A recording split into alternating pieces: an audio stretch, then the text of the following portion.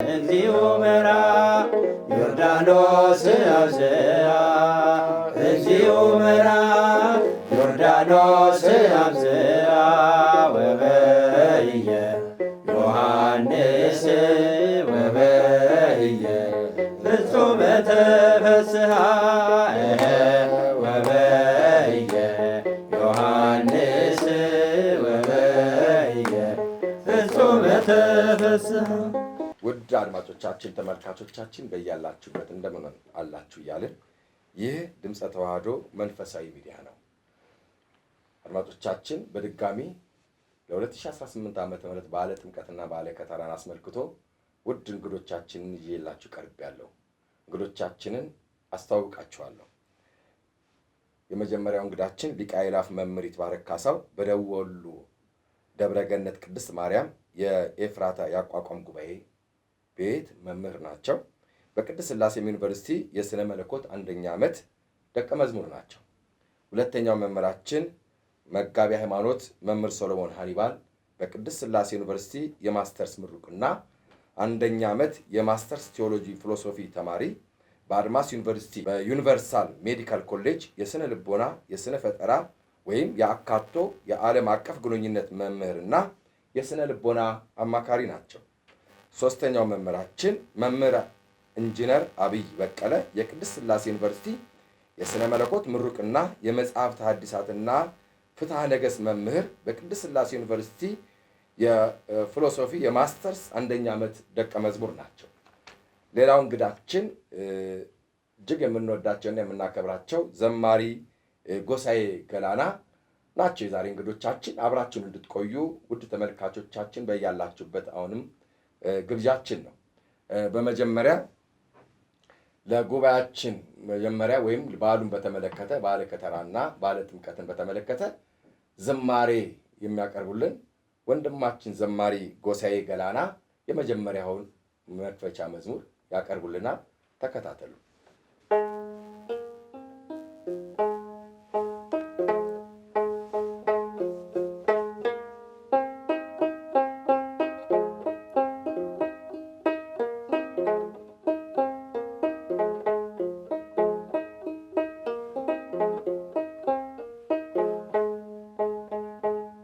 ወረደ ወልድ ወረደ ወልድ ወረደ ወልድ ወረደ ወልድ ወረደ ወልድ ወረደ ወልድ እምሰማያት ውስተ ምጥማቃት እምሰማያት ውስተ ምጥማቃት እምሰማያት ውስተ ምጥማቃት እምሰማያት ውስተ ምጥማቃት ወረደ ወልድ ወረደ ወልድ ወረደ ወልድ ወረደ ወልድ ወረደ ወልድ ወረደ ወልድ እምሰማያት ውስተ ምጥማቃት እምሰማያት ውስተ ምጥማቃት እምሰማያት ውስተ ምጥማቃት እምሰማያት ውስተ ምጥማቃት ወረደ ወልድ ወረደ ወልድ ወረደ ወልድ ወረደ ወልድ ወረደ ወልድ ወረደ ወልድ እምሰማያት ውስተ ምጥማቃት እምሰማያት ውስተ ምጥማቃት እምሰማያት ውስተ ምጥማቃት እምሰማያት ውስተ ምጥማቃት ሆረ ኢየሱስ ሆረ ኢየሱስ ሆረ ኢየሱስ ሆረ ኢየሱስ እምገሊላ እምገሊላ እምገሊላ አበ ዮርዳኖስ እምገሊላ እምገሊላ እምገሊላ አበ ዮርዳኖስ ሄደ ኢየሱስ ሄደ ኢየሱስ ሄደ ኢየሱስ ሄደ ኢየሱስ ከገሊላ ከገሊላ ከገሊላ ወደ ዮርዳኖስ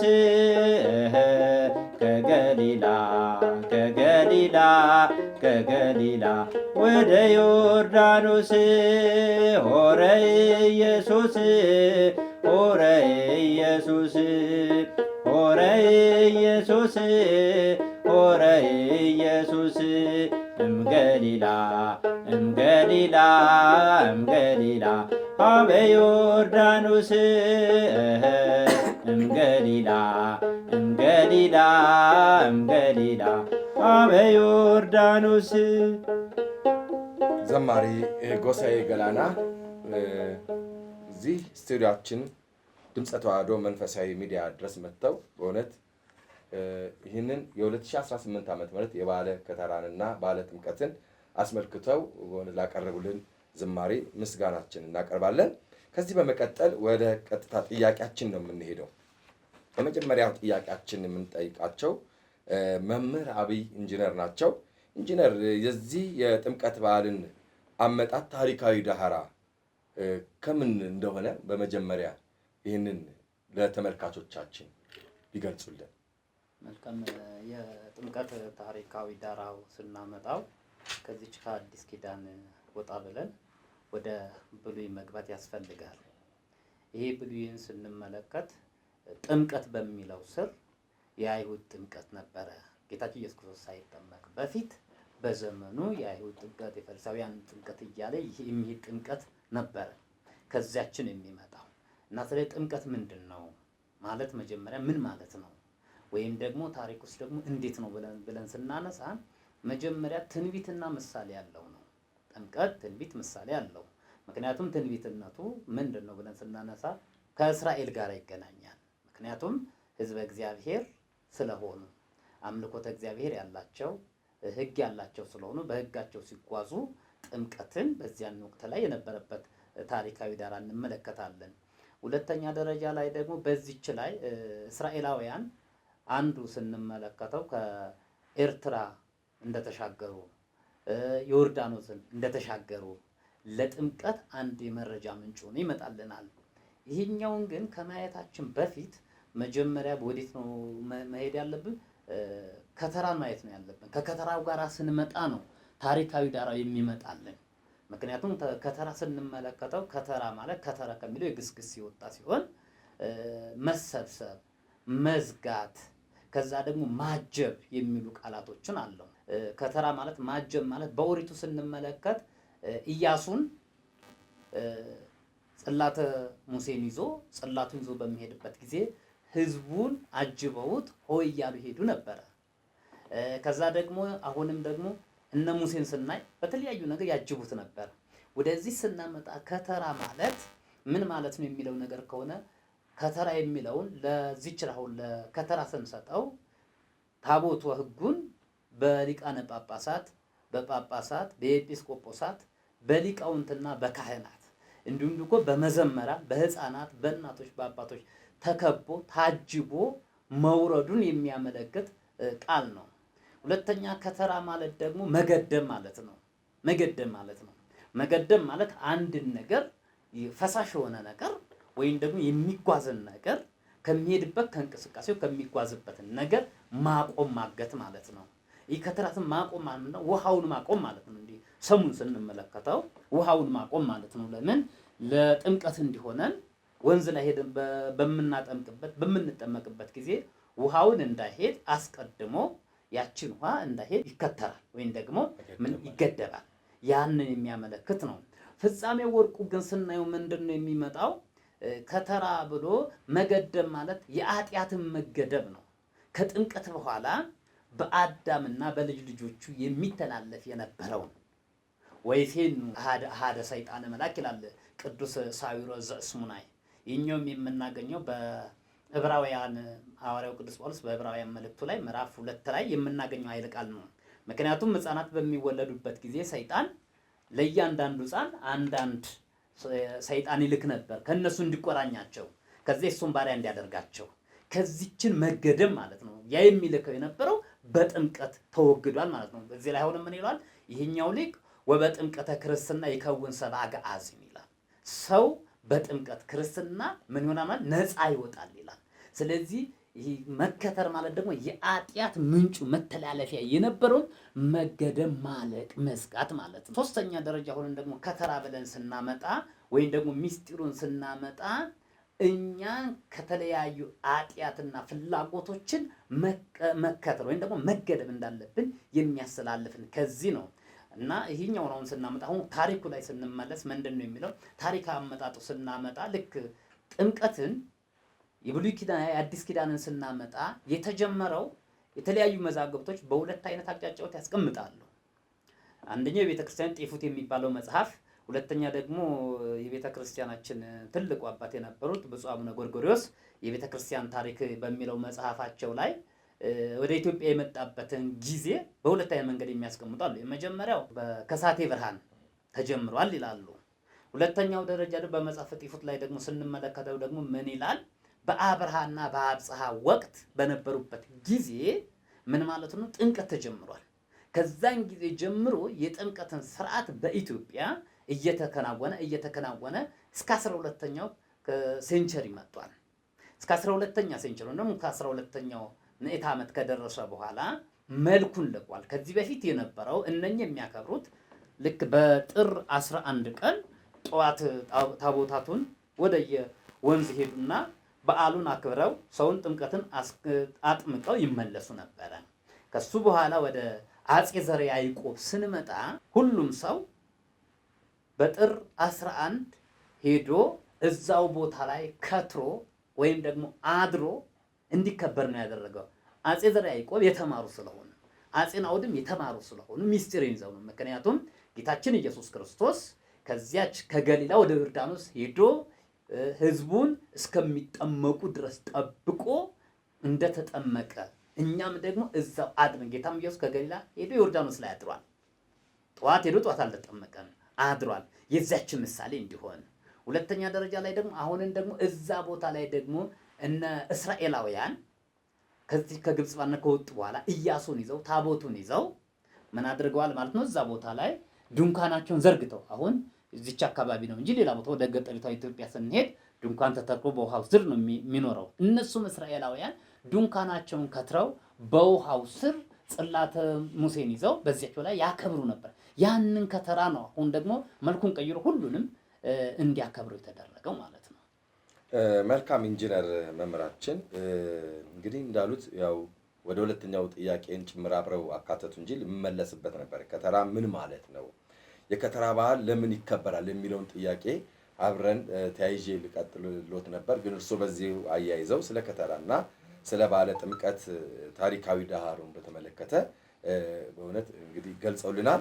እስቲ በመቀጠል መምህራችን መጋቢ ሃይማኖት መምህር ሰሎሞን ይሄ ጌታችን ኢየሱስ ክርስቶስ ለምን ተጠመቀ? ይሁን ያለንበት 2018 ዓመተ ምህረት የበዓለ ጥምቀት ዋዜማ ላይ ስለሆነ ያለ ነው። እስቲ የክርስቶስ ጥምቀት ምንድን ነው ይዞ የመጣው ምን ያመለክታል የሚለው እርሶ እስቲ ለተመልካቾች መድኃኔ ዓለም አመሰግናለሁ መምህራችን ይህን እድል ስለሰጡኝ። እንግዲህ በቤተ ክርስቲያናችን ካሉት አበይት ሚስጥራቶች አንዱ ጥምቀት ነው። ጥምቀትን እንግዲህ ስናከብር ታላቅ ሚስጥር አለው። ሚስጥርነቱም ሰፊ ነው። በሰው ሰውኛው የማይደረስበት በሚታይ አገልግሎት የማይታይ ጸጋ በረከት የምናገኝበት ነው። ለዚህም እንግዲህ አዳምና ደቂቀ አዳም ከወደቁ በኋላ መድኃኒታችን ኢየሱስ ክርስቶስ ወደ ምድር ከመጣ ከእናታችን ከእመቤታችን ከቅድስት ድንግል ማርያም ከስጋዋ ስጋ ከነፍሷ ነፍስ ነስቶ በዮርዳኖስ በ30 ዘመኑ የተጠመቀበት አበይትና ዋነኛው ምክንያት የመጀመሪያው ጌታችን መድኃኒታችን ኢየሱስ ክርስቶስ ፈጣሪ ዓለማት ሆኖ ሳለ መጋቢ ዓለማት ሆኖ ሳለ ሁሉን ማድረግ የሚችል አምላክ ትህትናን ያሳይ ዘንድ ስለ ትህትና ስለ ፍቅር በዮርዳኖስ ተጠምቋል። በዮሐንስ በደቀ መዝሙሩ በፍጡሩ እጅ ዮርዳኖስ ሲጠመቅ የመጀመሪያው ሊያሳየን የፈለገው እኛ ትሁት መሆን እንዳለብን እሱ ትሁት ሆኖ አሳይቶናል። ለዚህም በማቴዎስ ወንጌል በምዕራፍ 3 ቁጥር 15 ላይ እንደተገለጸው ማለት ነው። በሁለተኛ ደረጃ የጌታችን መድኃኒታችን ኢየሱስ ክርስቶስ መጠመቅ ዋነኛው አበይት ዓላማው እሱ ለእኛ አርአያ ምሳሌ ይሆን ዘንድ የልጅነት ስልጣን እናገኝ ዘንድ በጥምቀት በእኛና በእግዚአብሔር መካከል ያለውን ልጅነት ያረጋግጥልን ዘንድ እርሱ አርአያ እርሱ ምሳሌ ሆኖ ተገልጦልናል። እንግዲህ የእሱ ምሳሌነት እንዴት ነው ቢሉ በዮሐንስ ወንጌል በምዕራፍ 13 ቁጥር 1 ላይ የወደዳቸውን እስከ መጨረሻው ወደዳቸው ብሎ ሐዋርያትን እግራቸውን ካጠበ በኋላ ያደረግኩላችሁን አስተዋላችሁን? እኔም እንዳጠብኳችሁ እናንተም እርስ በርሳችሁ ተጣጠቡ ብሎ አርአያና ምሳሌ መሆኑን አረጋግጦልናል። ሌላው ሶስተኛና አበይት የጌታችን መድኃኒታችን የኢየሱስ ክርስቶስ መጠመቅ የዕዳ ደብዳቤያችንን ይቀደድልን፣ የዕዳ ደብዳቤያችንን ይደመስስልን ዘንድ ነው። ለዚህም እንግዲህ አዳምና ደቂቀ አዳምና ሔዋን በዮርዳኖስ የዕዳ ደብዳቤ ነበራቸው። ያም የዕዳ ደብዳቤ አዳም ገብሩ ለዲያብሎስ፣ ሔዋን አመቱ ለዲያብሎስ፣ አዳም የዲያብሎስ ባሪያ፣ ሔዋን የዲያብሎስ ባሪያ የሚለውን የዕዳ ደብዳቤ በዮርዳኖስ እንደ ሰውነቱ ረግጦ እንደ አምላክነቱ አቅልጦ የዕዳ ደብዳቤያችንን ከነበርንበት ውድቀት እንድንነሳ ከጨለማ ወደ ብርሃን እንድንወጣ ያስቻለን። ለዚህም በቆላሲስ ምዕራፍ 2 ቁጥር 13 ላይ እንደተገለጸው የነበረንን የዕዳ ደብዳቤ መሰረዙን ያጠይቅ ዘንድ ጌታችን መድኃኒታችን ኢየሱስ ክርስቶስ ተጠምቆልናል። በአራተኛ ደረጃ የጌታ መጠመቅ አበይትና ዋነኛው ምስጢር የእግዚአብሔር አንድነትና ሶስትነት የመገለጡ ምስጢር ነው። ይህ በማቴዎስ ወንጌል በምዕራፍ 3 ቁጥር 16 ላይ እንደተገለጠው አብ በደመና የምወደው ልጄ እርሱን ስሙት እንዳለ፣ መንፈስ ቅዱስ ደግሞ በርግብ አምሳያ እንደተገለጠ የአብ የወልድ የመንፈስ ቅዱስ አንድነትና ሶስትነት ሥላሴ አንድም ሶስትም ናቸው። ሶስትነታቸውን አንድነታቸውን የገለጡበት ታላቅ ምስጢር ነው በሐዲስ ኪዳን። እንግዲህ ለዚህም እኛ ኦርቶዶክሳውያን የምናከብረው የጥምቀት በዓል መጽሐፍ ቅዱስን መሰረት አድርገን በመጽሐፍ ቅዱስ መሰረትነት የጌታችን የመድኃኒታችን የኢየሱስ ክርስቶስ አርአያነትን እንግዲህ እንተገብራለን። ሌላኛው ጥምቀታችን የእኛ ጥምቀት በአምስተኛ ደረጃ የጌታ መጠመቅ እኛ የእርሱ አርአያውን ምሳሌ ሆነ ካልን የእኛ ጥምቀት ይባረክልን ዘንድ የእኛ ጥምቀት ይቀደስልን ዘንድ እርሱ ልክ ገዳመ ቆሮንጦስ ጾሞ ጸልዮ ሰግዶ እንዳሳየን አሁንም ተጠምቆ ሲያሳየን እኛም ስንጠመቅ የእግዚአብሔር ልጅነት እንድናገኝ እርሱ አርአያና ምሳሌ ሆኖ ቀድሞ አሳይቶናልና የእኛ ጥምቀት ይባረክልን ይቀደስልን ዘንድ በዚህ ምሳሌነት ተጠምቋልና እንግዲህ ጥምቀት በቤተ ክርስቲያናችን ትልቅ ምስጢር ነው። ከሰው እውቀት፣ ከሰው አስተሳሰብ፣ ከሰው ሕሊና በላይ ነው። ሰውና እግዚአብሔር አንድ የሚሆንበት፣ ሰው የእግዚአብሔር ልጅነት የሚያረጋግጥበት፣ ከዋና ከመንፈስ ካልተወለዳችሁ በስተቀር የእግዚአብሔርን ልጅነት አታገኙም። ልጅነት የምናገኝበት ታላቅ በረከት ነው። በእኛና በእግዚአብሔር መካከል በአባትና በልጅ መካከል ያለውን ምስጢር የገለጠበት ነው የጌታችን የመድኃኒታችን ኢየሱስ ክርስቶስ ጥምቀት። መልካም መጋቢ ሃይማኖት ጥሩ ገልጸውልናል። እስቲ ጌታችን መድኃኒታችን ኢየሱስ ክርስቶስ በዮርዳኖስ ለምን ተጠመቀ? ኢንጂነር እስኪ በዚህ ላይ ምን ይላሉ? መልካም። ጌታችን ኢየሱስ ክርስቶስ በዮርዳኖስ የተጠመቀበት ምክንያት ምሳሌያዊና ምስጢራዊ ትርጉሞች አሉት። ምሳሌያና ትርጉማዊ ምስጢሮች አሉት። አንድም ደግሞ ትንቢትም አለው። የመጀመሪያው ትንቢቱ ምንድን ነው? ባህሬኒ ርእየት ወወየት ወዮርዳኖስኒ ገባ ድሬሁ የሚል አለ። ቅድመ ልደተ ክርስቶስ ከ1000 ዓመት አስቀድሞ የነበረው ልበ አምላክ ቅዱስ ዳዊት ባህር አየች ሸሸች ይላል። ማንን አየች ነው? ጌታችን ኢየሱስ ክርስቶስ ስታይ ፈጣሪዋን ጌታዋን አስገኛን ሲመጣ እሱን የሚወስንበት እሱን እኔን ይወስነኛል እንጂ እኔን እሱን አልወስነውም ስትል ወደኋላ ሸሽታለች። ይህኛውን ለመፈጸም ነው፣ ግልጥ ለማድረግ። ሁለተኛ ደረጃ ላይ ደግሞ አሁንም ደግሞ እዛ ቦታ ላይ ታሪኩ ደግሞ ምንድን ነው ብለን ስናነሳ ደግሞ ዮርዳኖስ ሁለት አሁን መምህርም የተናገሩት ነገር አለ። በዚያች በዮርዳኖስ ያሉት ነገር አለ። ከዛ ደግሞ ከፍ ብለን ስናይ ዮርዳኖስ መጀመሪያ ምንጩ አንድ ነው። ነቁ የሚነቃበት ወይም ደግሞ የሚነጭበት ቦታ አንድ ነው። ከዛ ዝቅ ብሎ ለሁለት ይከፈላል። መጨረሻ ላይ ደግሞ እዛ ቦታ ላይ ደግሞ መጨረሻ ላይ ዳኖስ ዮርዳኖስ በሚባለው ቦታ ላይ ደግሞ ይገናኛሉ። ያ ቦታ ላይ ምንጩ አንድ መሆኑን የሰው ልጅ ምንጩ አንድ መሆኑን ነው። አዳም የመጀመሪያው ጥንታዊ ሰው የሁሉም ሰው አስገኙ መሆኑን በንጽህና በቅድስና በነበረበት ዘመን አንድነቱንና መልካምነቱን ንጽሐ ጠባዩን የሚያስረዳ ነው።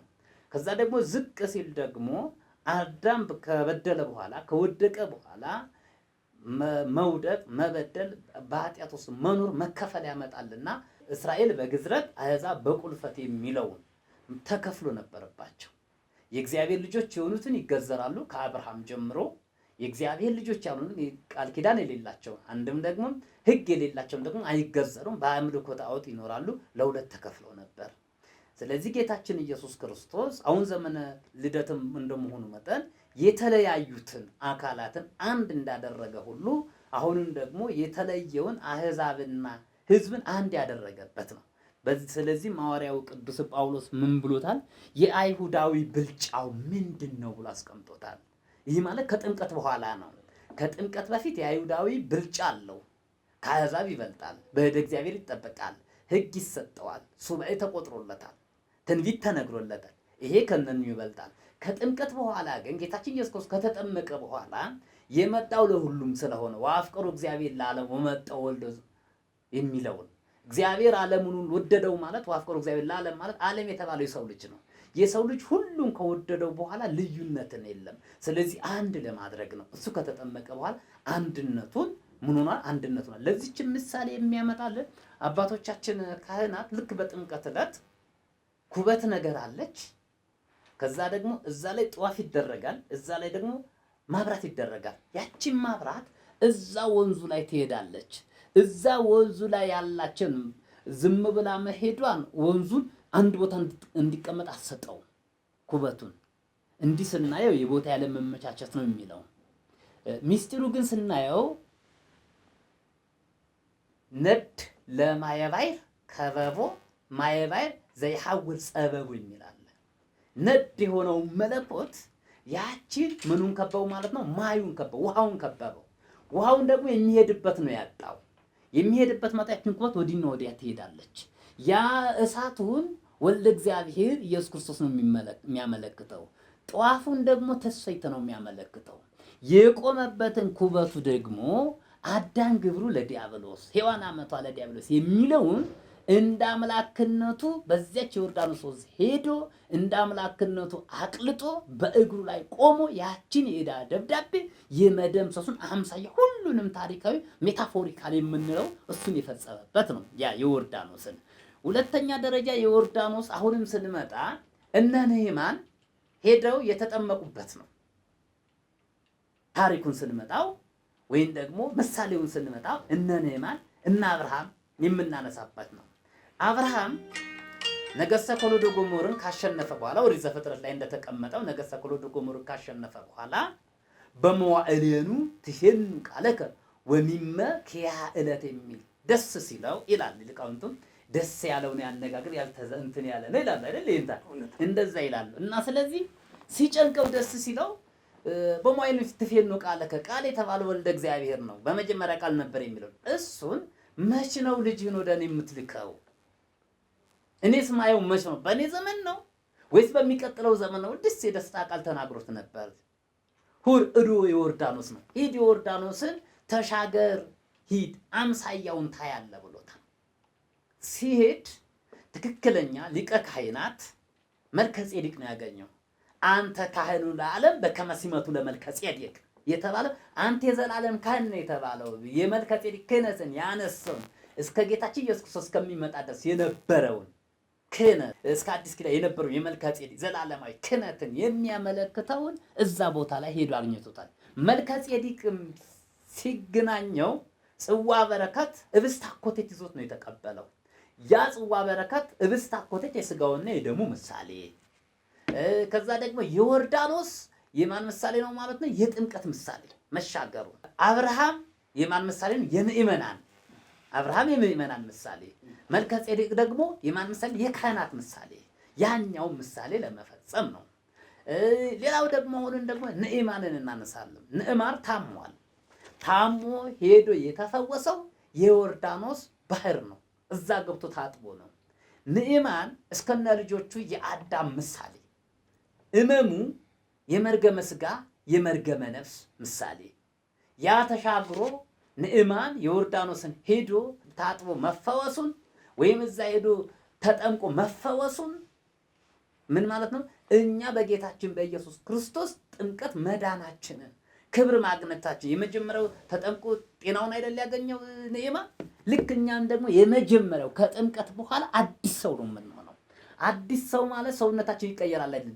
ያልበደለውን አዳም ከውድቀት በፊት የነበረውን አዳም የምናገኘው። ምክንያቱም መጀመሪያ አዳምን ስናነሳ ከእግዚአብሔር ጋር የተለየው ከእግዚአብሔር ጋር ሲጣላ ልጅነት ነው የተገፈፈው።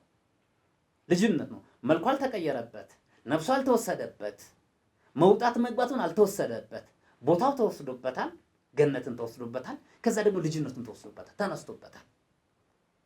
ለዚህ ነው በውሃና በመንፈስ ካልተጠመቃችሁ በቀር የእግዚአብሔር መንግስት አታዩ ማለት የእግዚአብሔር ልጅ መሆናችሁን ሊቃውንት ምን ይላሉ? አንድ ልጅ የሆነ እንደሆነ ማጀት የመለሰው ደጅ የጎረሰው በሙሉ ለልጅ ነው ይላሉ ሊቃውንት። ለልጅ ነው ማለት ነው። አንድ ከሆነ የሚወስድበት የለም ማለት ነው። ልጅነት አለ። እኛም ደግሞ አንድ የነበረውን አዳም በእግዚአብሔር አርአያና አምሳል የነበረውን ደጅ የመለሰውን ማጀት የጎረሰውን ለአዳም ሰጥቶን ተወስዶበታል። ያ የተወሰደበት ደግሞ ልጅነትን ለመመለስ ነው። ዋናው ዮርዳኖስ የተጠመቀው ሚስጢሩ ከዚህ ጋር የሚሄድ ነው። መምህር ኢንጂነር አብይ እውነት ስለ ጌታችን መድኃኒታችን ኢየሱስ ክርስቶስ በዮርዳኖስ ለምን ተጠመቀ በሚል እንግዲህ በሚገባ ለውድ ተማርማጅ ተመልካቾቻችን እንግዲህ የምትመለከቱት የዚህ የድምፀ ተዋህዶ መንፈሳዊ ሚዲያ የቀጥታ ስርጭታችን የ2018 ዓመተ ምህረት የባለ ከተራንና ባለ ጥምቀትን ምክንያት በማድረግ ነው። አብራችሁ ነው። በዚህ በመቀጠል ወንድማችን ዘማሪ ጎሳዬ ገላነ አብሮ አለን፣ በመካከላችን ነው። እሱ ዝማሬ ያሰማልናል። ወደርሱ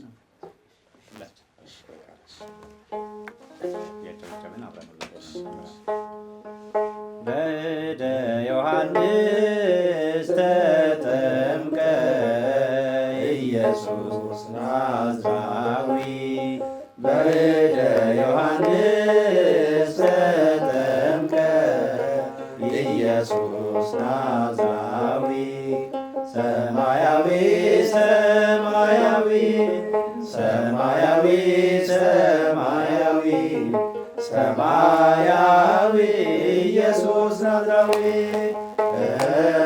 ሰማያዊ ሰማያዊ ሰማያዊ ሰማያዊ ሰማያዊ ኢየሱስ ናዝራዊ በእደ ዮሐንስ ተጠምቀ ኢየሱስ ናዝራዊ በእደ ዮሐንስ ተጠምቀ ኢየሱስ ናዝራዊ ሰማያዊ ሰማያዊ ሰማያዊ ሰማያዊ ሰማያዊ ኢየሱስ ናዝራዊ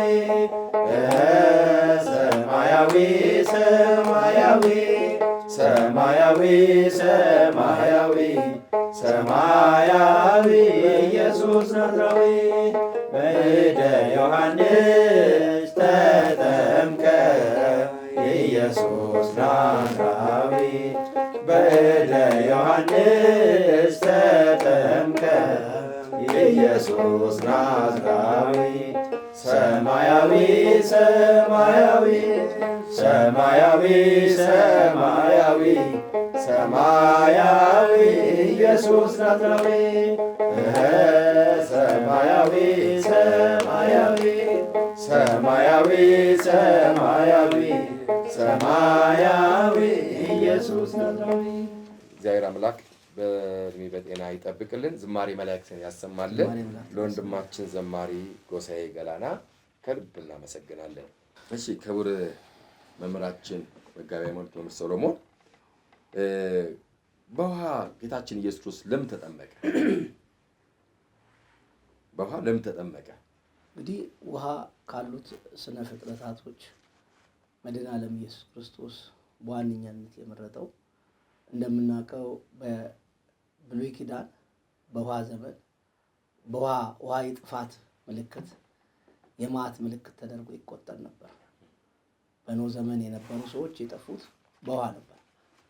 እንግዲህ በውሃ የጠፉበትን ምክንያት ውሃ በአዲስ ኪዳን ውሃ የምሕረት ምልክት ይሆን ዘንድ መድኃኔዓለም ኢየሱስ ክርስቶስ ውሃን አድርጎታል። በውሃ ባደረገበት ምክንያት ሌላኛው የሚገለጸው በምሕረትና ከምሕረት ጋር ተያይዞ ውሃ በሁሉም ቤት የሚገኝ ነው። ውሃ በድሃውም ቤት በሀብታሙም ቤት በቀላሉ ልናገኝ የምንችለው ስለሆነ በወተት አልሆነም፣ ውድ ነው ወተት፣ ሁሉም አያገኘው። በማር አልሆነም፣ ውድ ነው፣ ሁሉም አያገኘው። ውሃ ሁሉም አካባቢ ሁሉም ቦታ ላይ በቀላሉ ማግኘት ስለምንችል በውሃ አድርጎታል። ሌላኛው ውሃ መልክን ያሳያል። የእኛም መልክ በትክክል በውሃ ላይ ብናደርግ መልካችን ያሳያል። እኛም በውሃ ስንጠመቅ የሥላሴ ልጅነታችንን እናገኝ ዘንድ የሥላሴ ልጅነትን እናረጋግጥ ዘንድ በውሃ እንጠመቃለን። ውሃ እሳትን ያጠፋል። ውሃ ያጠፋል። ለዚህም ሲራክ በመጽሐፈ ሲራክ በምዕራፍ 3 ቁጥር 27 ላይ ውሃ ያው የበረከት ነው የጸጋ ነውና ውሃ እሳትን እንደሚያጠፋ ሁሉ ምጽዋትም ኃጢአትን ያስተሰርይልናል ይለናል። ስለዚህ ውሃ እሳትን የማጥፋት አቅም ካለው እኛም እሳት የሆነውን መከራ የሆነውን ወደ ሲኦል የሚያስገባንን ወደ ገሃነም የሚያስገባንን ኃጢአታችንን በደላችንን የምናሰርይበት ነው። ለዚህ ነው በውሃና በመንፈስ ካልተጠመቃችሁ በስተቀር ወደ እግዚአብሔር መንግሥት መግባት አትችሉም ብሎ ጌታችን መድኃኒታችን ኢየሱስ ክርስቶስ በዮሐንስ ወንጌል በምዕራፍ 3 ቁጥር 3 ላይ አስቀመጠው። እንዲሁም በማርቆስ ወንጌል በምዕራፍ 16 ቁጥር 16 ላይ ያመነ የተጠመቀ በምን በውሃ የተጠመቀ ይድናል፣ ያላመነ ያልተጠመቀ ግን ይፈረድበታል። በውሃ ተጠምቀን ልጅነት አግኝተን የእግዚአብሔር መንግሥትን የምንወርስበት ነው። ውሃ ከጽንፍ እስከ ጽንፍ ከዓለም እስከ ዓለም ከሰሜን እስከ ደቡብ ከምዕራብ እስከ ምስራቅ ይገኛል። በሁሉም ቦታ እንደሚገኝ ሁሉ እኛም በውሃ እንጠመቃለን። ለዚህም በተለይ በሕዝቅኤል ላይ አንድ የተቀመጠ ትልቅ ኃይለ ቃል አለ። ይሄ ኃይለ ቃል ምን ይላናል? በትንቢተ ሕዝቅኤል በምዕራፍ 36 ቁጥር 25 ላይ እንዲህ ይለናል። በአሕዛብ ዘንድ የረከሰውን በመካከላቸው ያረከሳችሁትን ስሜን እቀድሳለሁ፣ በዓይናችሁ ዘንድ በተቀደሰው ጊዜ እኔ እግዚአብሔር እንደሆንኩ እንደዚሁ አሕዛብ ያውቃሉ ይላል ጌታ እግዚአብሔር። ከአሕዛብ መካከል አወጣችኋለሁ፣ ከየአገሩም ሁሉ እሰበስባችኋለሁ፣ ወደ ገዛ ምድራችሁም አወጣችኋለሁ፣ ጥሩ ውሃንም እረጭባችኋለሁ፣ እናንተም ትጠራላችሁ ይለናል። ክብር ምስጋና ለእግዚአብሔር ይሁን። ጥሩ ውሃን እረጭባችኋለሁ፣ እናንተም ትጠራላችሁ፣ ከርኩሰታችሁ ሁሉ ከጣዖታቻችሁ ሁሉ አጠራችኋለሁ፣ አዲስም ልብስ አለብሳችኋለሁ። እንግዲህ ሕዝቅኤል በውሃ በመጠመቃችን አዲስ ልብስ፣ አዲስ ማንነት፣ አዲስ ሕይወት ቅድም መምህራችን መጋቢ አዲስ እንደገለጡት በጥምቀት የምናገኘው አዲስ ልጅነት አዳም ያጣውን ልጅነት የምናገኝበት አዳም ተስፋ የቆረጠበትን ያረጋገጥንበት ስለሆነ በውሃ እንጠመቃለን። ውሃ አትክልትን ብናጠጣ ያለመልማቸዋል። ማር ብናጠጣቸው አትክልት ይደርቃሉ። ወተት ብናጠጣቸው አትክልት ይደርቃሉ። አትክልትን ግን ውሃ ብናጠጣ እንደሚለመልም ሁሉ እኛም በውሃ ስንጠመቅ የምንጠመቀው የውሃ ጥምቀት በመንፈስ ቅዱስ ተቃኝተን የአብ የወልድ መንፈስ ቅዱስ ልጅነትን አረጋግጠን የእግዚአብሔር መንግስት የምንወርስበት ስለሆነ እንግዲህ የውሃ ሚስጥር ሰፊ ነው፣ ብዙ መሰንተን ይቻላል። ሆኖም ግን ካለው ሰዓት አንጻር ያው ጌታችን መድኃኒታችን ኢየሱስ ክርስቶስ በዮርዳኖስ ተጠምቆ ልጅነታችንን አረጋግጧል። እኛም ዛሬ በ40 በ80 ቀን እንጠመቃለን። የእግዚአብሔር ልጅነታችን እናረጋግጣለን። ልጆቻችን ይጠመቃሉ። አንድም በእናት አባቶቻቸው እምነት የእግዚአብሔርን ልጅነት ይወርሱ ዘንድ ሕፃናትን ተዋቸው፣ ወደ እኔ ይምጡ፣ ሕፃናት በእግዚአብሔር ዘንድ የተወደዱ የተቀደሱ ናቸውና እንደነዚህ ላሉት እንደ ሕፃናት ላሉት መንግሥተ ሰማያት ይገባቸዋልና ስለተባለ እኛም ዛሬ በ40 በ80 ቀን የተወለዱ ሕፃናቶቻችንን ብሉይ ኪዳን ላይ ያለውን ምስጢር አምጥተን ልጆቻችን ይጠመቃሉ። ይህን ይመስላል ወንድማችን። መልካም መምህራችን፣ መልካም እንግዲህ ዘማሪ ጎሳዬ የዕለቱን በዓሉን በተመለከተ ዝማሬ አቅርበውልናል። እሺ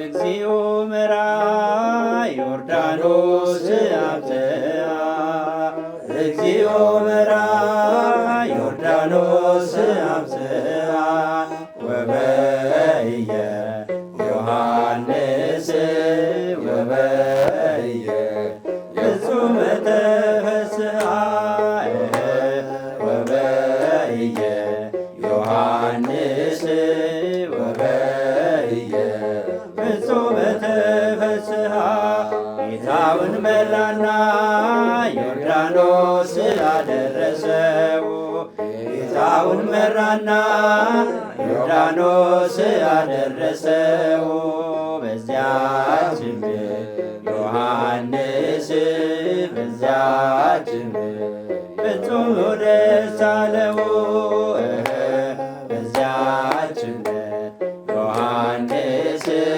በዚያች ፈጽሞ ደስ አለው እግዚኦ መራ ዮርዳኖስ አብዝሃ እግዚኦ መራ ዮርዳኖስ አብዝሃ ወበየ ዮሐንስ ወበየ ፍጹመ ተፈስሐ ወበየ ዮሐንስ ወበየ ፍጹመ ተፈስሐ እግዚኦ መራ ዮርዳኖስ አብዝሃ እግዚኦ መራ ዮርዳኖስ አብዝሃ ወበየ ዮሐንስ ወበየ ፍጹመ ተፈስሐ ወበየ ዮሐንስ ወበየ ፍጹመ ተፈስሐ። እሺ በእድሜ በጤና ይጠብቅልን፣ ዝማሬ መላእክትን ያሰማልን። ለወንድማችን ዘማሪ ጎሳዬ ገላና ከልብ እናመሰግናለን። ኢንጂነር መምህር አብይ ወደ እርሶ የምመጣው የጥምቀት ባህል በኢትዮጵያ ኦርቶዶክስ ተዋሕዶ ቤተክርስቲያን ሃይማኖታዊ አስተምህሮ ምን ይመስላል? መልካም። የጥምቀት ባህል በኢትዮጵያ ኦርቶዶክስ ተዋሕዶ ቤተክርስቲያን ሃይማኖታዊ አስተምህሮ ከጌታችን ከኢየሱስ ክርስቶስ ከ9 አበይት በዓላት አንዱ ነው ጥምቀት። ይሄኛውም ደግሞ ጥምቀት አንዱ እንደመሆኑ ደግሞ ቤተክርስቲያናችን የጥምቀትን ባህል እንዲከበር ቀኖናዊ ቀንና በፍትሐ ነገሥታችን አንቀጽ 19 ላይ የተቀመጠ ነው። ይሄ ማለት ብዙ ሊቃውንቶች በቀኖና የተሰጠበት ነው። ምክንያቱም ቀኖና ስለሆነች። ግን በኢትዮጵያ ውስጥ ተዋሕዶ ቤተክርስቲያን ጥምቀት አስተምሯ ምንድነው? ጥምቀት ለአንድ ክርስቲያን ወይም ደግሞ ለአንድ አማኝ የመጀመሪያ በር የሚገባበት ወደ ክርስትና ወደ እግዚአብሔር ልጅነት የሚገባበት በር ነው ጥምቀት። ከጥምቀት አስቀድሞ ልጅነትን የለው። መጀመሪያ ጥምቀት ከተጠመቀ በኋላ ነው በር። ምክንያቱም ለአንድ ቤት የመጀመሪያ መግቢያ እንደሆነ ሁሉ ወደ ክርስትናውም የምንገባበት አንዱ ጥምቀት ነው። ይህ ጥምቀት የምንጠመቅበት ራሱ የቻለ እንዴት ነው መጠመቅ ያለብን፣ በምን አይነት ነው መጠመቅ ያለብን ብለን ስናነሳው በዚች በፍትሐ ነገሥት ላይ የተቀመጠ ነገር አለ። አንቀጽ 3 ላይ ፍትሐ ነገሥት አንቀጽ 3 ላይ ማን ማጥመቅ እንዳለበት፣ ምን አይነት ሰው መጠመቅ እንዳለበት፣ መችና እንዴት መጠመቅ እንዳለበት ቀኖናዊ ተቀንኖለት ኑሯል። የመጀመሪያው ደረጃ ማን ማጥመቅ አለበት ከተባለ ማን ማጥመቅ አለበት፣ እንዴት መጠመቅ አለበት የሚለው ነገር ካለ ቤተክርስቲያኒቷ ለጥምቀት ሰፊ ቦታ ሰጥታለች ማለት ነው። ማጥመቅ ያለበት ትላለች ከኤጲስቆጶስ ጀምሮ እስከ ካህኑ ያለው እስከ ቄሱ ያለው እንዲያጠምቅ፣ ከዛ ውጭ የሌለው ግን እንዳያጠምቅ ታዛለች። ይህም ማለት ዲያቆናትን እንዳያጠምቁ ተንሥኡ ጸልዩ ብለው ለካህኑ እንዲረዱ ብቻ ቀኖናዊ እሳቤ ያስቀምጣለች። ሁለተኛ ደረጃ ወንድ እንጂ ሴት እንዳያጠምቅ እዛው ላይ ቀኖናው ላይ ተቀምጧል። ሴት ለምንድን ነው? ምክንያቱም ወንድ እንጂ ሴቶች አያጥምቁ ብላል። ምክንያቱም ወንዶችን የሚያጠምቁ ነገር ከሆነ እኛ ሴቶች ለምን ሳናጠምቅም ብለው ጥያቄ ያነሳሉ። ምክንያቱም ቀኖናዊ የሆነ የቤተክርስቲያን አገልግሎት ለምን እናገለግልም ብለው ጥያቄ እያነሱበት ባለበት ስርዓት ላይ ስለሆነ የኢትዮጵያ ኦርቶዶክስ ተዋሕዶ ቤተክርስቲያን ግን ይህኛውን ነገር አትቀበለውም። የማትቀበለው ለምንም ብሉይ ኪዳንን አዲስ ኪዳንን አንስተን ቤተክርስቲያን ምክንያቱም ብሉይ ኪዳንን ያላትን አዲስ ኪዳንን ተቀብላ የምታስተናግድ ነች። በብሉይ ኪዳን ስንመለከት የክህነትን ስራ በሙሴ አማካኝነት ለአሮን ሲሰጠው ከአሮን ወገን ሴቶችም ነበሩ። ለወንዱ ብቻ ነበር ክህነት የሚሰጠው፣ የክህነትን አገልግሎት የሚሰጠው። ስለዚህ ሴቶች አይሰጣቸውም ነበር። ስለዚህ የብሉይን ሕግ ስለጠበቀች ሴቶችን እንዳያጥምቁ ብሏል። ሁለተኛ ደረጃ ላይ ደግሞ አሁን ጌታችን ኢየሱስ ክርስቶስ በዚች ምድር በመዋዕለ ሥጋዌ በሚኖርበት ጊዜ 12ቱን ሐዋርያትን መርጧል።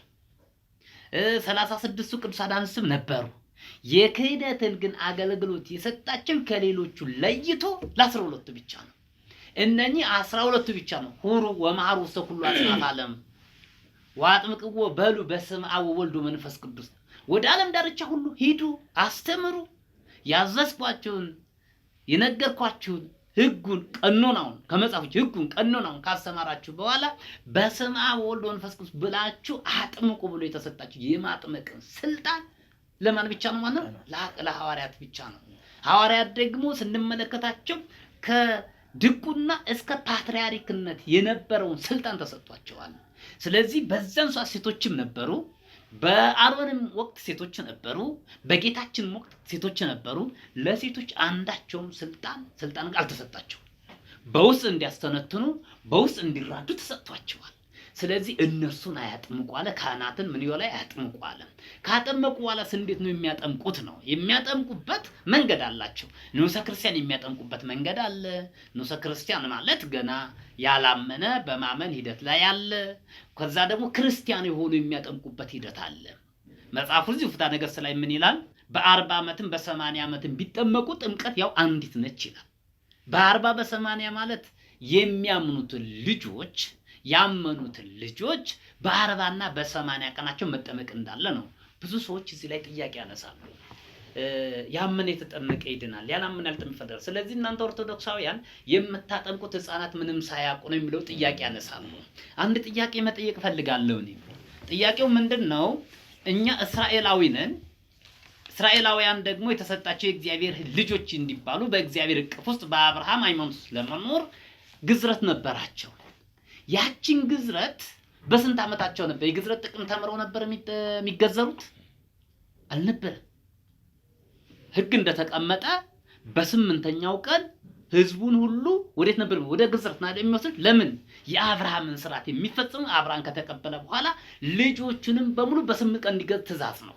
ልክ እንደዚሁም ሁሉ የኢትዮጵያ ኦርቶዶክስ ተዋሕዶ በግዝረት ምትክ የገባችው ጥምቀት ነች። ያኛው ከስጋ ሸለፈት ነበር የምንነጻው፣ ደግሞ ከነፍስ ሸለፈት ነው የምንነጻበት። ስለዚህ ያችን ምሳሌ የሆነችውን ሕፃናትን በብሉይ ኪዳኑ አይገረዙም ተብሎ እንዳልተከለከሉ ጌታችን ኢየሱስ ክርስቶስን ደግሞ ሕፃናትን ወደ እኔ ይመጡ አትከልክሏቸው ባለው መሰረት ሕፃናትም የእግዚአብሔር ፍጡር ናቸው፣ እኛም የእግዚአብሔር ፍጡር ነን። በዚያ ስላልተከለከሉ በ40 እና በ80 ቀን እናጠምቃለን። ያችን የሚሰጣቸው ልጅነት ምንም አልጎደለባቸው በ80 እንዲያጠምቁ አስተምሯላት። ሶስተኛ ደግሞ በ80 ዓመትም ታጠምቃለች። ያ የ80 ዓመት ማለት ደግሞ በሌላ ሃይማኖት ኑሮ በንዑሰ ክርስቲያንነት 3 ዓመት ከተማረ በኋላ ሃይማኖቱ ከገባው በኋላ በዚች በሃይማኖት አበው ቅዱስ ቴዎዶጦስ እንዴት ማጥመቅ እንዳለብን በደንብ አስቀምጦታል። ሰው ሲጠመቅ ሲል ሃይማኖትን መማር አለበት ማለት ሚስጢረ ሥላሴን በደንብ በሚገባ የእግዚአብሔር አንድነትን ሶስትነትን ሚስጢረ ሥጋዌ ነገረ ሕይወትን ነገረ ድህነትን በደንብ አውቆ ከ3 ዓመት በኋላ ነው።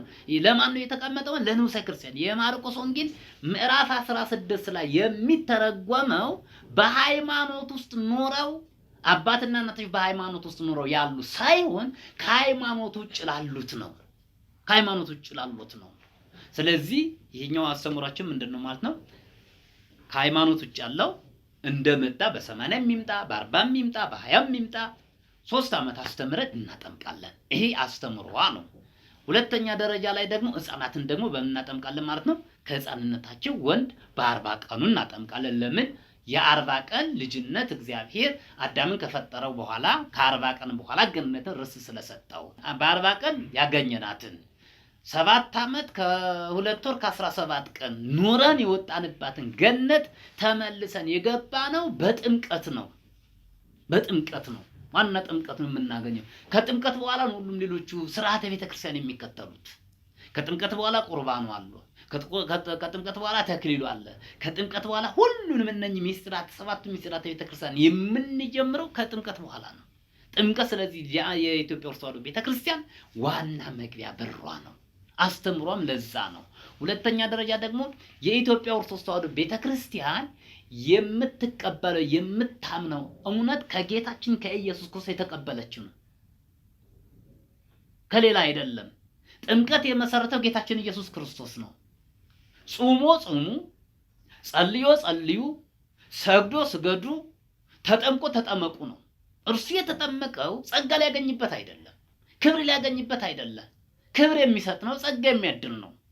ለኛን እንድንከብርበት እንድንቀደስበት ጥምቀቱን የሰጠን ለኛ ነው። ስለዚህ የኢትዮጵያ ኦርቶዶክስ ተዋሕዶ ቤተክርስቲያን ጥምቀት የቤተክርስቲያን መግቢያ በር መሆኑን፣ ከዛ ደግሞ የአንድ ክርስቲያን ግዴታ መስፈርት መሆኑን፣ ከዛ ደግሞ ከ5ቱ አዕማደ ምስጢር ከ7ቱ ምስጢራተ ቤተክርስቲያን አንዱ መሆኑን፣ በዚያም ውስጥ ደግሞ ከማይደገሙት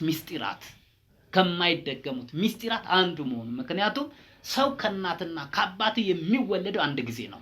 እኛን ከእግዚአብሔር የምንወለደው አንድ ጊዜ ነው። ጥምቀት ማለት ዘኢተወልደ እምሥጋ ሥጋ ውእቱ ዘኢተወልደ እመንፈስ መንፈስ ውእቱ። ከሥጋ የተወለደ ሥጋ ነው። ከእናት ከአባቶቻችን የምንወለደው አንድ ጊዜ ነው የምንወለደው፣ ሁለተኛ ጊዜ አንወለድም። ያ ደግሞ ሥጋ ነው፣ ነፍስና የተዋሃደው ማለት ነው። ከዛስ ደግሞ ዘተወልደ እመንፈስ መንፈስ ውእቱ። ከመንፈስ የተወለደ መንፈስ ማለት ከመንፈስ ቅዱስ የተወለደ መንፈስ ቅዱስ ነው ማለት ከእግዚአብሔር አብ ከእግዚአብሔር ወልድ ከእግዚአብሔር መንፈስ ቅዱስ የተወለደ መንፈስ ቅዱስ ያለው የተቀደሰ የተለየ ቅድስና ያለው ነው። ስለዚህ እነሱም ልጆች ነው የሚለውን አስተምሮ የምትፈጽም ቤተክርስቲያናችን ነች። መልካም ኢንጂነር መምህራችን ከልብ እናመሰግናለን። መጋቢ ሃይማኖት መምህር ሶሎሞን የጥምቀት በዓል በኢትዮጵያ ኦርቶዶክስ በሀገራችን ኢትዮጵያ ያለው እሴት ምን ይመስላል? ጥሩ እንግዲህ የኢትዮጵያ ኦርቶዶክስ ተዋሕዶ እንግዲህ ታሪካዊት ቤተክርስቲያን ነች። ዓለም አቀፋዊት ቤተክርስቲያን ነች። ቅድስት የሆነች ቤተክርስቲያን ነች። ዘመናትን ብዙ መከራ አሳልፋ ልጆቿን ለርስተ መንግስተ ሰማያት ያበቃች የምታበቃ ወደፊት የምታበቃ ነች። ለዚህ ነው በትንቢተ ኤርምያስ በምዕራፍ 6 ቁጥር 16 ላይ በመንገድ ላይ ቁሙ፣ መልካሚቱ መንገድ ወዴት እንደሆነች ጠይቁ፣ በእርሷም ላይ ተመላለሱ፣ ለነፍሳችሁም እረፍት ታገኛላችሁ ይለናል። እረፍት የምናገኝባት፣ ሰላም የምናገኝባት፣ በሚያልፈው የማልፈውን በጊዜያዊ ዘላለማዊን የእግዚአብሔር ክብር የምንጎናጸፍባት እንደመሆኗ መጠን እንግዲህ የጥምቀቱን በዓል ስናከብር በተለይ ቅድም እንደተነጋገር ነው በቆላሲስ በምዕራፍ 2 ቁጥር 14 ላይ እንደተቀመጠው በእኛ ላይ የነበረውን የሚቃወመውን ትእዛዝ የተጻፈውን የዕዳ ጽሕፈት ደመሰሰው፣ እርሱም በመስቀል ጠርቆ ከመንገድ አስወግዶታል። የዕዳ ደብዳቤያችን አዳምና ደቂቀ አዳም የወደቁበትን የተነሳንበት በጥምቀት ልጅነት አግኝተናል። በመድኃኔዓለም በኢየሱስ ክርስቶስ በደሙ ደግሞ ድነተ ሥጋ ድነተ ነፍስ አግኝተንበታል። ጥምቀት ቅድም እንደተገለጸው በእኛና በእግዚአብሔር መካከል የአባትና የልጅ ቁርኝነት የምንፈጥርበት ነው። ቅድም አባታችንም እንደገለጹ መምህራችን ሃይማኖታዊ እሴቱ ሰፊና ጥልቅ ቢሆንም እንኳን ባህላዊ እሴቱ ምንድን ነው ብንል እንግዲህ በምንኖርበት በዚች ዓለም የኢትዮጵያ ኦርቶዶክስ ተዋሕዶ ቤተክርስቲያን ሁለት አበይት የሚባሉ የአደባባይ በዓላት አሉ። ከአደባባይ በዓላት አንዱ ጥምቀት ነው። ሁለተኛው መስቀል ነው። እንግዲህ አሁን ዩኔስኮ ወይም በዓለም አቀፍ በቅርስነት ከተመዘገቡት ቅርሶች አንዱ ብፁዕ አባታችን አቡነ ጳውሎስ በዘመናቸው አንዱ ከሰሩት ትልቅ ስራ በዩኔስኮ እንዲመዘገብ አድርገውታል። ስለዚህ እሴቱ ምንድን ነው? የእኛን ባህል፣ የእኛን ሃይማኖት፣ የእኛን እምነታችን ኦርቶዶክስ ተዋሕዶ እምነታችን የምናመልከው አምላክ ምን እንደምናመልክ መጽሐፍ ቅዱስን መሰረት አድርገን ለዓለም እናስተዋውቅበት ነው። ዓለም ይድን ዘንድ እግዚአብሔር በአንድም በሌላም ይናገራል፣ የሰው ልጅ ግን አያስተውልም እንዳለ ኢዮብ በመጽሐፈ ኢዮብ በምዕራፍ 33 ቁጥር 14 ላይ እግዚአብሔር በአንድም በሌላም አንድም በጥምቀት አንድም በመስቀል አንድም በካህናት አንድም በመምህራን አንድም በሰባኪያን በአባቶች በእናቶች በተፈጥሮ አድሮ እግዚአብሔር ይናገራል። በዚህ ጥምቀት ውስጥ ማን ያውቃል? ብዙ ቱሪስቶች መጥተው ይጠመቁ ይሆናል። በዚህ ጥምቀት ውስጥ ማን ያውቃል? ብዙ ፕሮቴስታንቶች ይጠመቁ ይሆናል። በዚህ ጥምቀት ውስጥ ማን ያውቃል? ብዙ ሙስሊም ወንድሞቻችን ወደ እግዚአብሔር ልጅነት ይመጡ ይሆናል። ስለዚህ የአደባባይ ባህል እንደመሆኑ መጠን ቤተክርስቲያናችን ያስተዋውቅልናል፣ ሃይማኖታችንን ይሰብክልናል፣ ነፍሳት ወደ እግዚአብሔር እንዲመጡ እድል ይሰጣል። ዓለም ኦርቶዶክስ ተዋሕዶ ቤተክርስቲያን መጽሐፍ ቅዱስን መሰረት አድርጋ ሆሊ ትራዲሽን ወይንም ቅዱስ በዓሏን የምታስተዋውቅበት ትልቅ እድልና ትልቅ መልካም አጋጣሚ ነውና ይሄንን ልንጠብቅ ልንንከባከብ ይገባል። ለዚህም የዓለም አቀፍ ዩኔስኮም ኃላፊነት አለበት፣ በመንግስትም ኃላፊነት አለበት፣ ሁላችንም ኃላፊነት አለብን። የሁላችን እሴትና ሀብት ነው ማለት ነው። በጣም እጅግ አድርጌ አመሰግናለሁ። በእኛም በሚዲያችንና በተመልካቾቻችን ስም አመሰግናለሁ መምህራችን። በመቀጠል ሊቀ አእላፍ መምህር ይትባረክ ካሳው በደቡብ ወሎ ደብረ ገነት ቅድስት ማርያም የኤፍራታ የአቋቋም ጉባኤ ቤት መምህር ናቸው። ደግሞ በቅድስት ሥላሴ ዩኒቨርሲቲ የሥነ መለኮት አንደኛ ዓመት ደቀ መዝሙር ናቸው። እሳቸው ይህንን የዋዜማውን ቀለም በዜማ ያቀርቡልናል። እስቲ ወደ መምህራችን። በስመ አብ ወወልድ ወመንፈስ ቅዱስ አሐዱ አምላክ ዘላለም ሥላሴ። በመጀመሪያ ክቡራን አባቶቼ እዚህ ድረስ መጥታችሁ ይህን ሁሉ ቃል እግዚአብሔር እንድትመግቡና ለድምፀ ተዋህዶ ቃል ለሆናችሁ እያመሰገንኩ ድምፀ ተዋህዶንም ደግሞ በዚህ ጋብዛችሁ እንዲህ ላደረጋችሁን ሁላችሁንም አመሰግናለሁ። እስኪ አሁን ደግሞ አባቶች እስካሁን ሲተነትኑት ከነበረው ከመጽሐፍ ቅዱስ ቃል ከተራ ከሚለው አባታችን መጋቤ እንዲሁም ደግሞ ለምን ተጠመቀ ከሚለው አባታችን ቅዱስ ያሬድ በዜማውስ ምን ግንኙነት አለው ከነገረ ሥላሴ የሚለውን አጠር አድርጌ ነው የምናገረው። እሱም የመጀመሪያው ድጓ ነው፣ በዜማ ነው የምናገረው። ሀዳፌ ነፍስ ለጻድቃን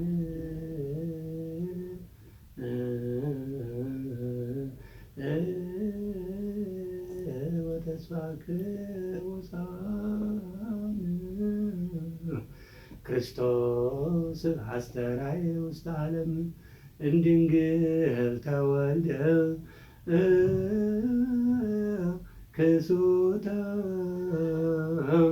ኮነ እንዘይትዔዘዝ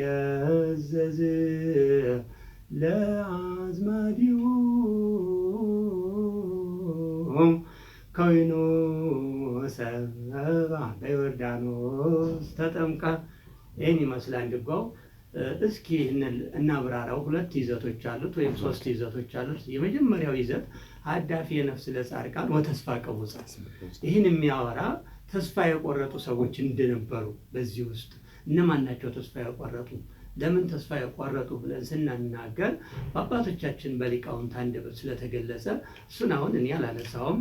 ነገር ግን ተስፋ ከቆረጡት አንዱ ከሆነው ግን ታላቁ አባታችን የመጀመሪያው ሰው እኛን ያስገኘ እንዲሁም ደግሞ ተከብሮ ሰው እግዚአብሔርን ይመስላል እግዚአብሔር ሰውን ይመስላል ተብሎ ተፈጥሮ በተከበረበት ቤት ከኖረው አታድርግ የተባለውን አድርጎ ስለነበረ በዛ ቤቱንም አጥቶ ጌታውንም አጥቶ እግዚአብሔርን ያህል ጌታ ገነትን ያህል ቦታ ወጥቶ ስለነበረ ቅዱስ ያሬድ ከዚህ ከሆሊኒ ትራኒቲ ይህንን እያመጣ ተስፋ ቆርጦ ነበርና ሁለተኛው ነገረ ልደቱ ነገረ ስጋዌው ካልተወለዱ መጠመቅ የለምና ሂደት እንደዚህ ነውና ከነገረ ስጋዌው ከመቤታችን ከቅድስት ድንግል ማርያም መጥቶ ከሰማየ ሰማያት ወርዶ ቅድም አባታችን ገልጠውታል። መጥቶ እንደተጠመቀ ለነዛ ተስፋ ለቆረጡት ሰዎች ተስፋ እንደሰጣቸውና እኛም ዛሬ በጥምቀቱ እንድንመላለስ ጥምቀት ማለት ብርሃን ማለት ነው።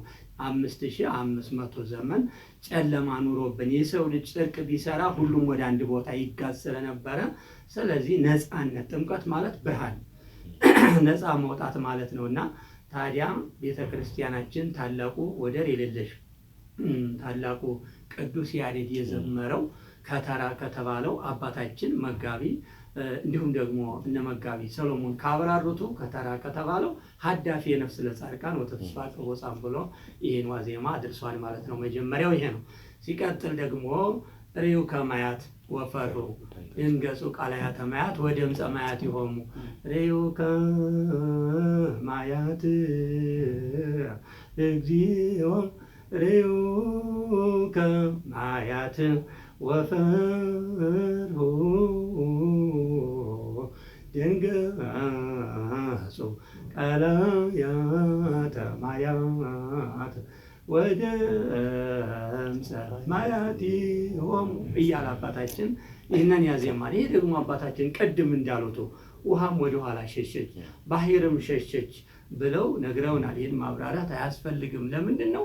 ከጌታችን ከግርማው የተነሳ እንዴት እኔ ወደ አንተ ልመጣ እችላለሁ እንጂ አንተ ወደ እኔ ልትመጣብኝ የማይቻለኝን እንዴት እችላለሁ?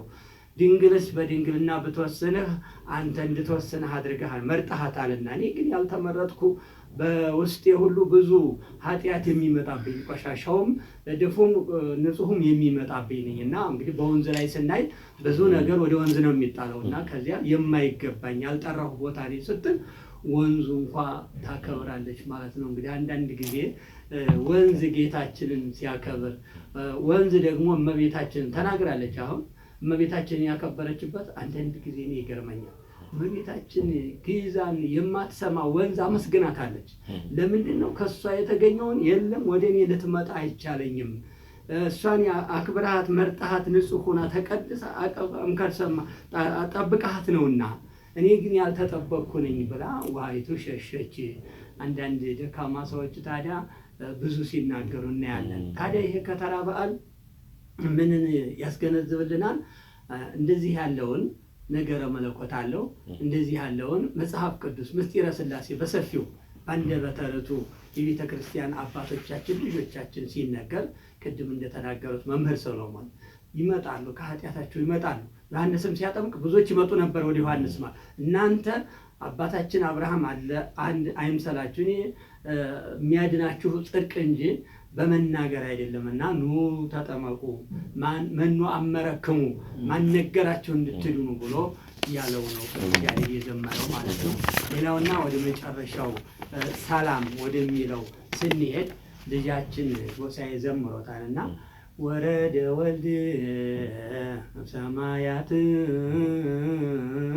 ውስተ ምጥማቃት በፍስሐ ወበሰላም ይላል። አያችሁ፣ የቤተ ክርስቲያናችን ምስጢሩ በጣም ጥልቅ ነው። ጉባኤያችን በሰላም ይጀመራል። ጉባኤያችን በጸሎት ይጀመራል። ጉባኤያችን በመዝሙር ይጀመራል። እንዲሁ ደግሞ ፍጻሜ ይቆየን ብለን ቃለ እግዚአብሔር ፍጻሜ የለውም። ነገር ግን ከዚህ እንረፍና ይቆየን ስለ ሥጋ እሺ ይቆየን ለማለት በሰላም ነው የምናጠናቀቀው እና የመጨረሻው ምን እንላለን?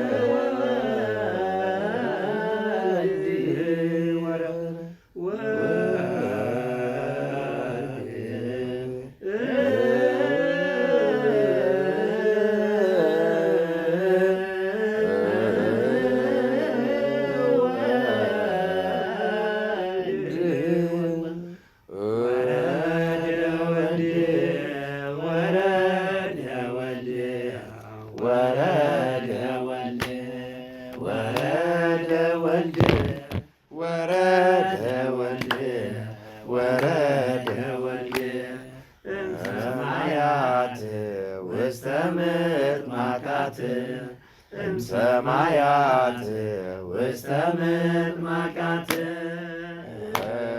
እምሰማያት ውስተ ምጥማቃት እምሰማያት ውስተ ምጥማቃት ወረደ ወልድ ወረደ ወልድ ወረደ ወልድ ወረደ ወልድ ወረደ ወልድ ወረደ ወልድ እምሰማያት ውስተ ምጥማቃት እምሰማያት ውስተ ምጥማቃት እምሰማያት ውስተ ምጥማቃት እምሰማያት ውስተ ምጥማቃት።